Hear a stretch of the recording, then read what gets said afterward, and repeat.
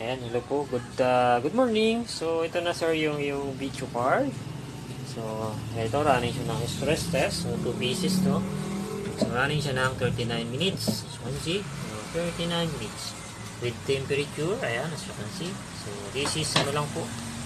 4 GB lang to. Alam ko 4 GB. Yan, ayan ang specs niya. This is 4 GB. RX 570. Yan.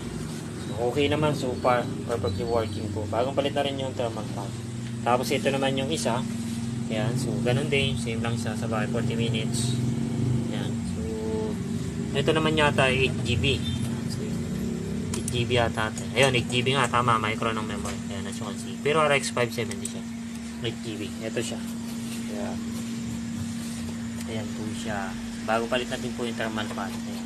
So, in-play pa ang power supply testing yan. Tapos with hand key. 1,000.